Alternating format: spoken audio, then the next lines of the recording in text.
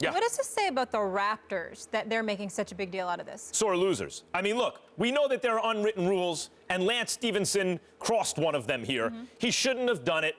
You don't lay the ball up. You're up big. It has no bearing on the outcome. But it's a small thing. It's not a huge thing. But it got me to thinking, Stephen A. The unwritten rules seem to be a big thing in sports that really tick off, especially the losing team. They feel they've been shown up.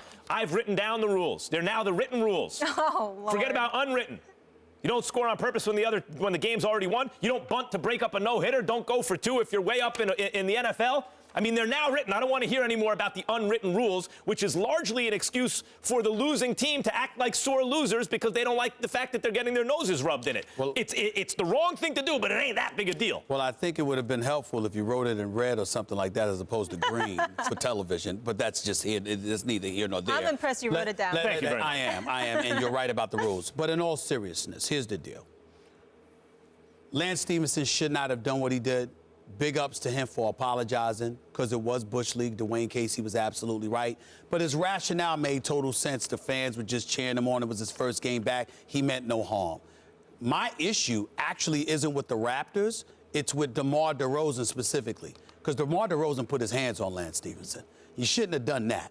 Now, that's a different story altogether. You don't shove the dude because you don't like what he did in that regard. That's not a shovable offense, per se. Now, you might say something to him, but you don't put your hands on him. He's a grown man, okay? You don't like, I understand you didn't like it. It was Bush League. Dwayne Casey's right. P.J. Tucker was right to say what he said, and he got in his face as well, but was saying something in his ear.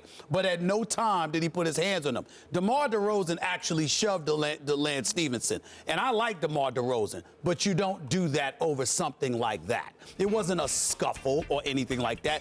The man was classless in terms of laying the ball up because he got caught up in the moment returning to the Indiana Pacers. He was wrong to do it. I'm sure you didn't hear his apology until afterwards, obviously, because it was happening on the court. But if you're DeMar DeRozan, you don't get in his face and put your hands on him over something like that. He's lucky he didn't get jabbed. Yeah, I mean, Lance Stephenson marches to the beat of his own drum.